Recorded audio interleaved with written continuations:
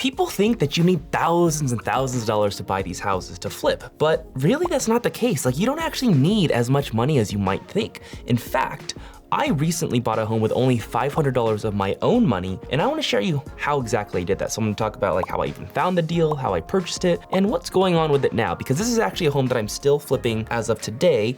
The renovation is almost done, but I'll share a little bit later for that. Here's exactly how I did it. And also, if you're just new to the channel, my name's Justin Yearong, and I've helped hundreds of people make money in real estate. So as you might already have suspected, I didn't actually buy this house for $500 only. Like, that was not the purchase price of the house. Like, the house cost a lot more than $500, but $500 of my own money was spent to buy this house, and I got that money back within 3 weeks anyway. So really, it cost me almost nothing essentially to buy this house, and here's how I did it. So first of all, this house is in Fresno, California, and I purchased the home through the help of a realtor. This was a realtor specifically. I remember I offered on the home on the MLS. So a lot of people think you can't buy homes on the MLS, and I made the offer, and it took like 3-4 months of me following up after they initially said no to my offer because they had another buyer. And I was like, perfect, let me, I'll just happily be a backup buyer. I don't really care. I'll just follow up with you and keep checking just to see, like, I want to make sure that once the house is sold, like, I'm following it consistently until the house gets sold to me or to someone else.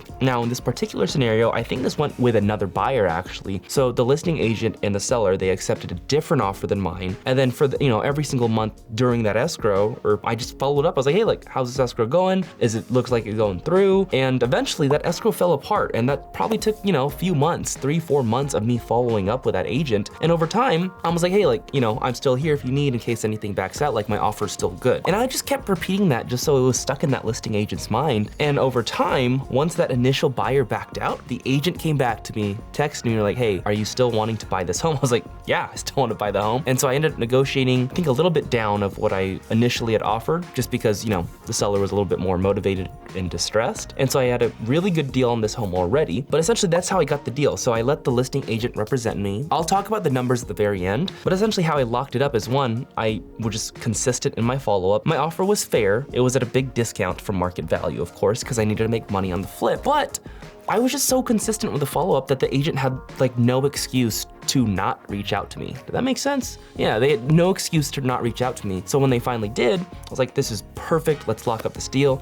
Now, once I identified the deal, that was a good deal, that the seller was ready to accept my offer, you're probably wondering, okay, like, how did you actually buy it with $500? Like, how does that work? Here's the scenario. I'll talk a little bit about the numbers now, but not so much about the profit till the end. So this particular property, purchase price was $148,000. Now, this is a single family home in Fresno, California, my main market. And I offered, did I even offer it? Yeah, I think I offered to give a $500 earnest money deposit. And if you do not know what earnest money is, it's essentially, EMD is short for earnest money deposit, but it's basically like a good faith deposit that you can give to the seller as the buyer, just to show good faith that, hey, like, I'm serious about buying this home. So for example, if I were to tell the seller, hey, like, write up the offer to buy the house, and I put no earnest money deposit down, I could just back out without any real consequences. But if I had an earnest money deposit there and I gave it to the seller or for escrow to hold in the meantime, if I were to back out, then the seller keeps my deposit. So that's why they call it a good faith deposit. It's just good faith that you're actually gonna buy the home and do what you say you're gonna do. So $500 is actually pretty small of a deposit, and I negotiated just a small deposit. I put $500 down for my own money. So out of my own bank account, I wired or sent a check to escrow for $500 just as a good faith deposit to the seller. Now, actually buy the home, you say, okay, if that's $500 out of the $148,000 purchase price, like, where does the rest of the money come from? Here's what I did. This, I think, this might have been my very first home that I used private money for, like myself. So I used other people's money. Now, how I did it essentially is, one, I brought it, as soon as I got the signed contract, I brought it to my, I brought it to escrow, and then I brought it to my hard money lender. I was like, hey, like, we're good to go on this home. Can you make sure that you can actually fund this home? And essentially my hard money lender gives me 90% of the purchase price. That means I have to come up with a 10% down payment, and I have to come up with the rehab budget and closing costs. But essentially with the hard money lender, they had told me, okay, like, they're good to go, but now you just need the 10% deposit. Now, I actually had the 10% deposit and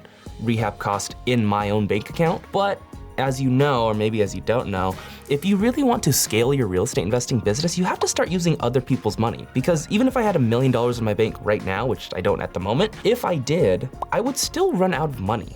Because flipping houses, a lot of people say this, but like it's very cash intensive. And a lot of us house flippers, like a lot of us are cash broke, like we're low on cash. But essentially I got my hard money lender to fund 90% of the purchase. And all you gotta do to do that, you just gotta call them. And if you don't have any relationships with hard money lenders, I would just probably start either at the local level, or you can call your national hard money lenders like Kiavi. I mean, I mainly use Kiavi, to be honest. I've used Ironbridge Lending for national lenders. I haven't used Civic Financial, but like there's a lot of national hard money lenders and you can literally just find them from Google. So Google hard money lenders, call them and ask them if they could lend on the home. And if you're not sure if someone will actually accept, like get 10 of them to underwrite the deal and tell you if they can lend on it. So hard money lender covered 90% of the purchase. I covered $500 and I'm still left with the 10% down payment. Now, how I got that, 10% down payment plus the rehab cost. Now, how I got that specifically is I reached out to my circle of influence, my friends, my family, and strangers. Basically, I just posted on Instagram. I used my Instagram stories. I was like, hey, like I have a new deal. Who wants to lend? I think it's like 50 or 60K. I have to look back at the numbers.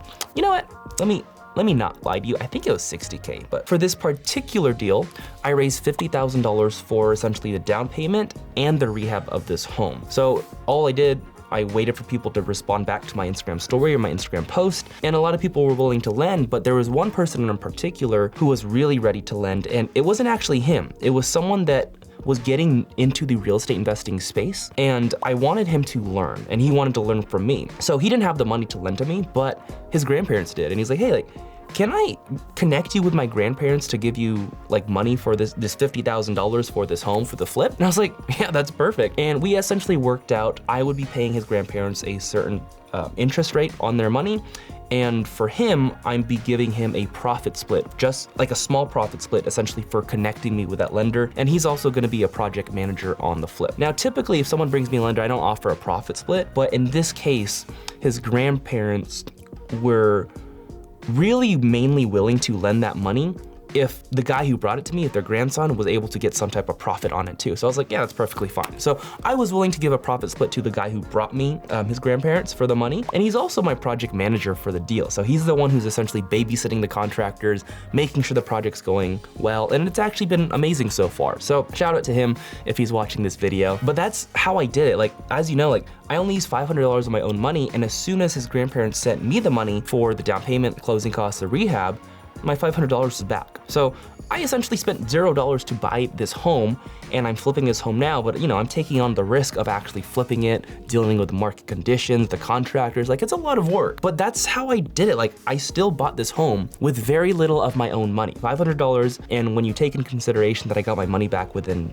a couple of weeks, it's really $0 out of my pocket. So here are the numbers on the deal, like fully, and it's not set in stone because I'm still flipping this. So I purchased this home for $148,000. We're expecting to finish the rehab and put $45,000 into the rehab. We're planning to sell it at the end after it's all fixed up for $260,000. Now for me, that comes up with a net profit of around $33,000 projected. You know, that's all projected. Could be less, could be more. And it's $33,000 to me because I have to give like 5, 6K, whatever the profit split is to my partner essentially on this deal. And so he gets some profit, I get the 33K profit. So that's the numbers on this deal. And you know, to make $33,000 on a home where you only put $500 for the earnest money deposit, it's not that bad. Although it is stressful to manage the project, I will say that. It's stressful, it's hard because it's just, especially at a distance. So I do virtual flipping, if you don't know. Like I live in Las Vegas and this house flip is in Fresno, California, like most of my flips. And it can be challenging to manage projects, you know,